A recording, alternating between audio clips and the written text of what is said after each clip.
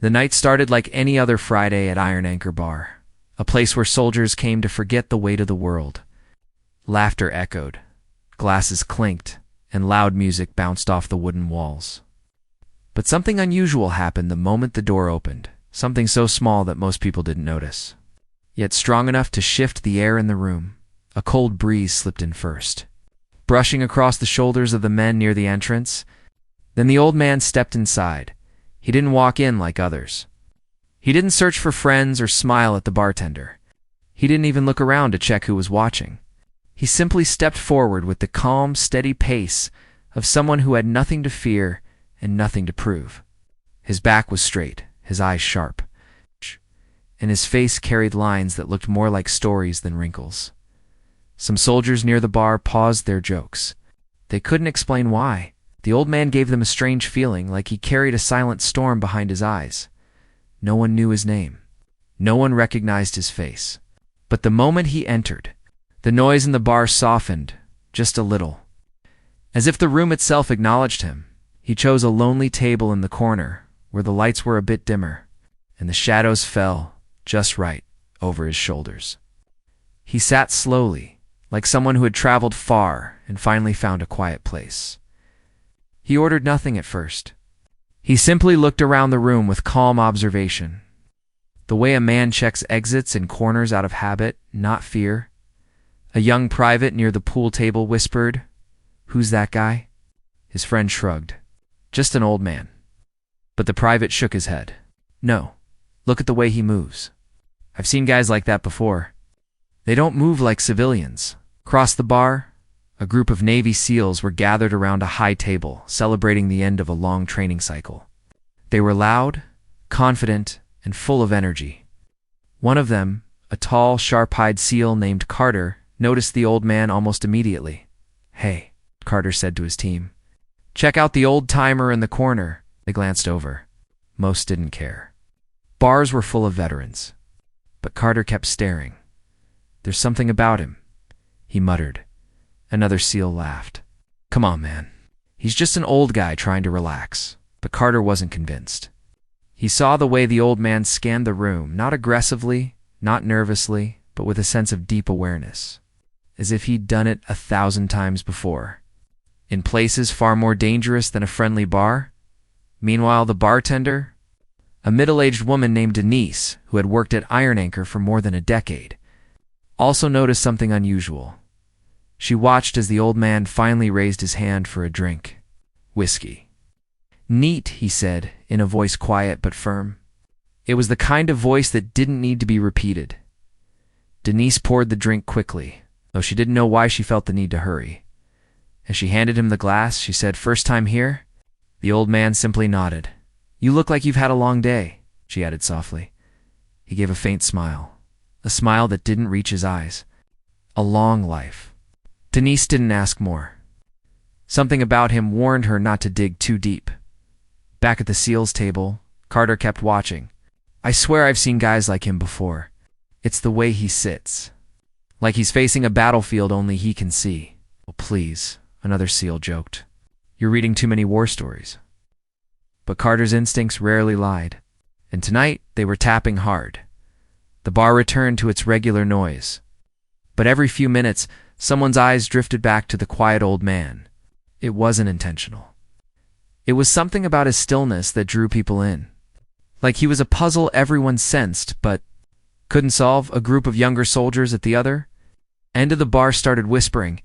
"He looks too calm," one said. "He looks dangerous," another added.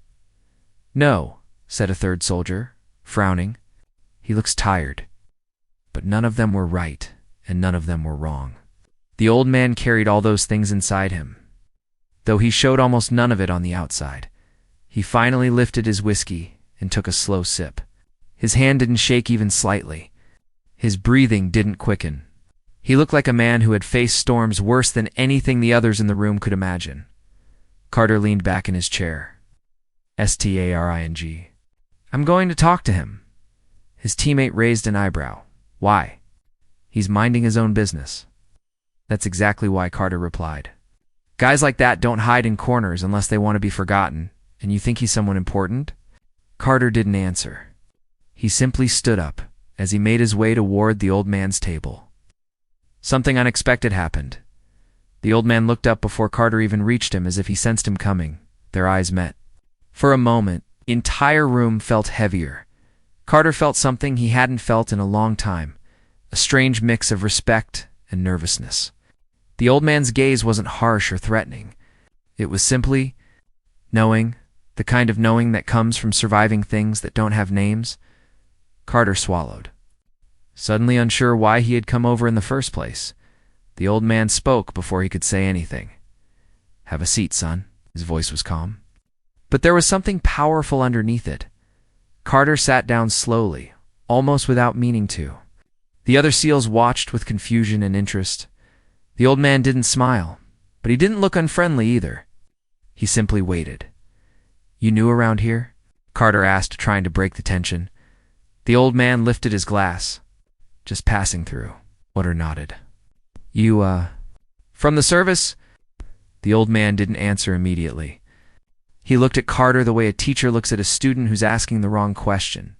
Then, after a long moment, he said softly, "I used to be." Carter leaned forward. "What was your butt?" before he could finish. The door of the bar slammed shut from a sudden gust of wind, and every head turned. The suspense tightened like a rope. Something told Carter that whatever answers he was about to hear would change everything. For a long moment, the slam of the door echoed through the Iron Anchor bar. Conversations dipped. A few soldiers turned their heads, expecting to see someone enter, but no one was there. The wind had done it, or at least that's what everyone assumed, yet the timing felt strange. Too perfect. Too sudden. Carter sat across from the old man, silently wondering if he should continue talking or step away. The old man didn't seem surprised by the sound. He didn't flinch, didn't blink. His expression stayed the same, calm, patient, a little too controlled. Carter's teammates watched from across the room. They lifted their brows, making hand signals as if asking, "Are you good?" Carter ignored them. Something about this old man pulled him in like gravity. Before Carter could finish his earlier question, the bar door opened again, but this time, someone actually walked in. A tall Marine in uniform stepped inside. Not unusual, but the moment he entered, his eyes flew straight to the corner where the old man sat. His face changed instantly, like he'd seen a ghost wearing familiar skin. He wasn't just surprised. He was afraid. The Marine froze mid-step. His breath hitched. The beer he had been carrying slipped slightly in his hand but didn't fall. He couldn't look away from the old man. "Carter noticed everything, sir." Carter whispered to the old man, "Do you know that Marine?" The old man didn't turn his head, but his eyes shifted slightly, observing the reflection in a metal sign on the wall. He saw the Marine without looking directly at him. "I know many men," the old man said quietly. The Marine hesitated like a child avoiding a punishment. Then he turned around and walked straight back out of the bar without ordering anything, without greeting anyone, without a word. The entire moment passed in less than 10 seconds. But Carter felt its weight like a stone inside his chest. "Who are you?" Carter asked under his breath. The old man didn't answer. Instead, he picked up his whiskey and took another slow sip, almost as if he hadn't heard the question. Carter's teammates whispered among themselves. Who was that Marine? Did he see a ghost? Why'd he leave so fast? Even Denise, the bartender, looked confused. She walked closer to Carter's table and whispered to him that Marine comes here every weekend. I've never seen him act like that. Carter nodded slowly, feeling his curiosity shift into something deeper. Something like suspicion mixed with fear. The old man finally broke the silence. People remember the past in different ways, he said softly. Some with pride, some with guilt. Carter swallowed. And him? Which one was he? The old man didn't speak for a moment. Then he said he remembers a mission. What kind of mission? Carter asked. Not one you'd want to hear about, the old man replied. Carter leaned in, lowering his voice so no one else could hear. Sir, I've talked to veterans all my life, but this is different. That Marine, he looked terrified. Why? The old man's eyes shifted to him. Because he knows my face from a place no man wants to return to. Carter felt his heartbeat pick up. Where? The old man placed his hand on the table. His fingers were steady, strong, not like someone who had grown weak with age. He tapped the wooden surface once, very lightly. A valley, he said. Far from here. A place with no name. Carter stared, realizing the old man wasn't just another retired soldier. There was something more. Something deep and dangerous buried behind his calm eyes. Before Carter could ask another question, another unexpected thing happened. A man sitting 2 tables away, a middle-aged guy with a scar running across his jaw, slowly turned his head and stared at the old man. His drink slipped almost out of his hand and he caught it at the last second. He stood up, walked toward the exit. Almost ran. Carter blinked. That's the second guy who reacted like that. Sir, who are these people? Why do they know you?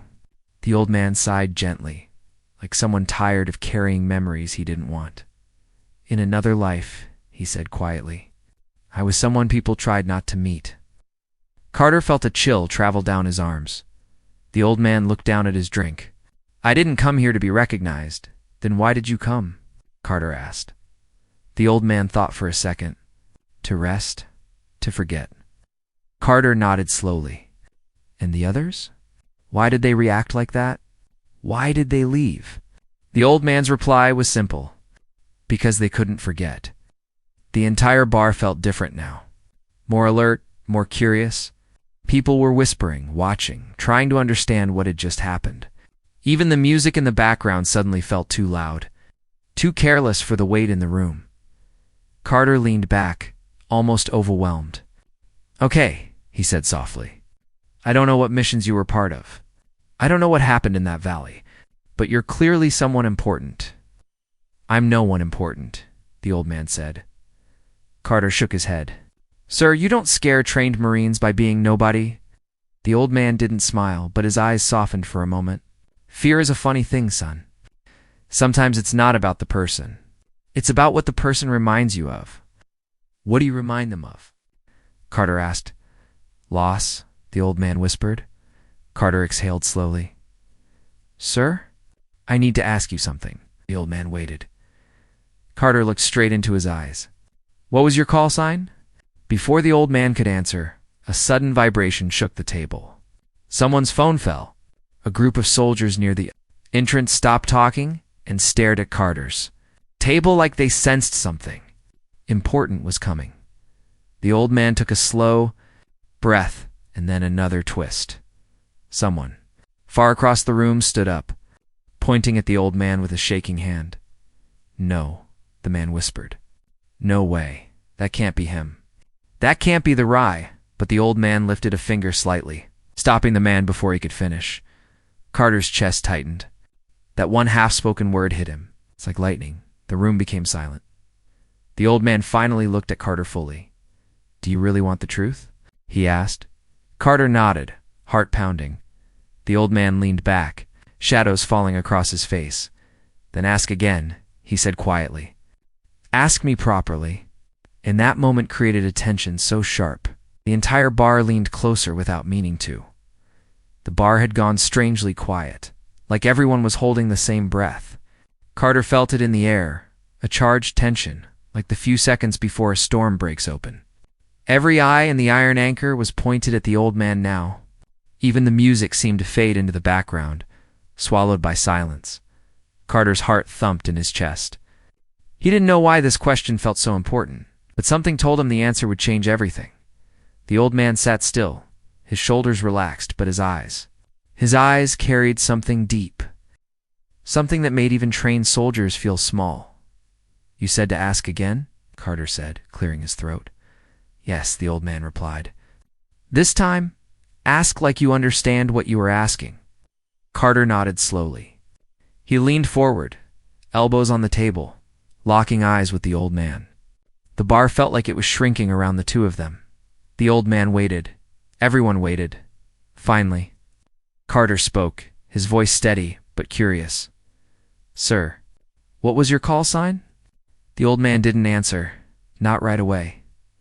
Instead, looked around the room at the young soldiers, the veterans, the people who had served long before Carter was even born. Some stared in fear, some in awe, some in confusion. Then his gaze returned to Carter. "You really want to know?" he asked softly. "Yes," Carter said. "I need to know." The old man sighed. "People don't usually like the truth," maybe Carter replied. "But I'm not like most people." A faint shadow of a smile crossed the old man's face. "You think you're ready?" Carter nodded. "I am." The old man began to speak, but before a single word came out, the bar door opened again. A man in army fatigues walked in, wiping sweat from his forehead. He looked exhausted, like he had run here. When he saw the old man, he froze mid-step. His lips parted in shock. His breathing stopped. His entire body stiffened. He whispered only 2 words, barely loud enough for anyone to hear. "Oh, God." Then he turned around and walked out, fast, almost running. Carter stared. "That's the 3rd person tonight." The old man looked at his empty glass. "People fear what they don't understand." Carter leaned closer. "Or what they remember." The old man didn't answer, but the silence itself felt like agreement. Carter's teammates whispered behind him. "Why do all these people know him? What did he do?"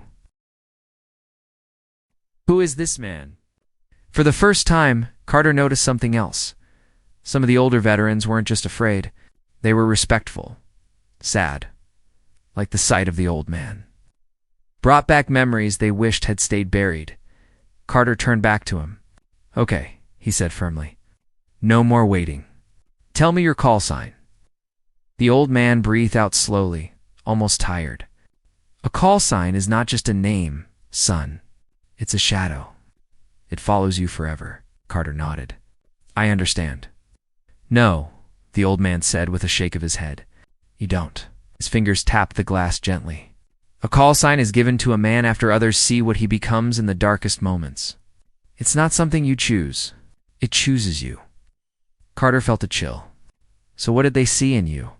The old man didn't answer. Instead, he placed his hands flat on the table. His left hand carried a scar, thin, almost invisible, but long. A sign of a wound that healed over time, but never disappeared. "Sir," Carter said softly, "please, your call sign." The old man took one long breath. Then he whispered, "My call sign." Was before he could finish, a loud crash echoed from across the room. Everyone jumped. A soldier had dropped a bottle. Not by accident. His hand was shaking violently. He stared at the old man with wide, terrified eyes. "No," the soldier said, stumbling back. "No, not him. I saw him once. I remember him. That can't be him. Sit down, Private." Someone yelled, but the soldier ran out of the bar as if his life depended on it. Carter felt a shiver crawl up his spine. He looked back at the old man. Why is everyone reacting like this? The old man's eyes softened with something close to sadness. Because people fear legends more than monsters. Carter frowned. Legend. The old man nodded once. "Sir, what kind of legend were you?"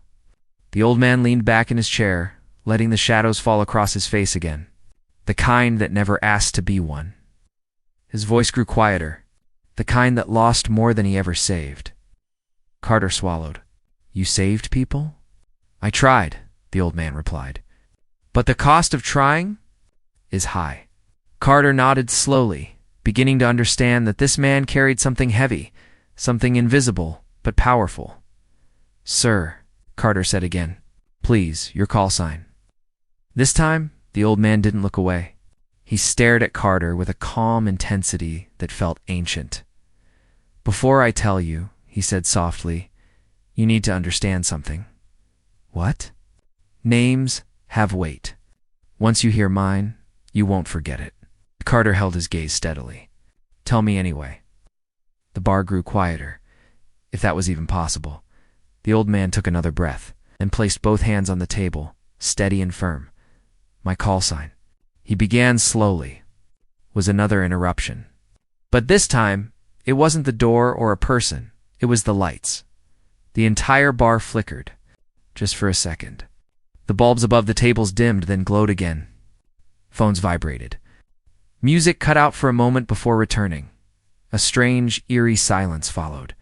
Even the bartender felt it. What the hell was that? The old man exhaled gently. Bad timing. Carter shook his head. No more stalls. Finish it. The old man finally nodded. He leaned forward, lowering his voice so only Carter could hear. Son, they called me a pause. Not dramatic, just heavy. The Reaper. He said the words hit Carter like a punch to the chest.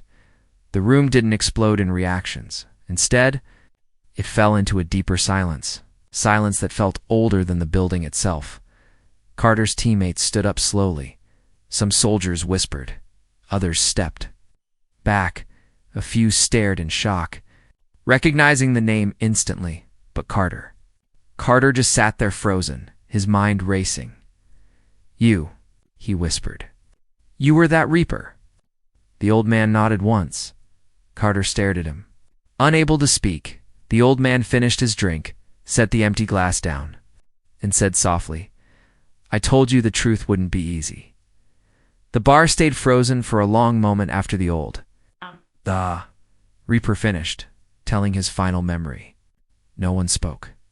No one even breathed loudly. It was like time itself paused, afraid to interrupt a man who had lived through things no one else could even imagine. The Reaper leaned back on his stool slowly, as if every movement carried the weight of 1,000 unspoken stories. His eyes sharp, calm, and tired surveyed the room. He saw fear, respect, curiosity, and something deeper. Something close to gratitude. The young SEAL who had asked the question in the first place stood very still. Just minutes ago he had teased the old man, not knowing who he truly was. Now, his face showed a mix of embarrassment and awe. He swallowed, sir. I'm sorry, he said quietly. The Reaper shook his head. No need, he replied softly. You asked. And sometimes a question opens a door that's been locked for too long. The room exhaled, as if everyone had been holding their breath, but the Reaper wasn't done.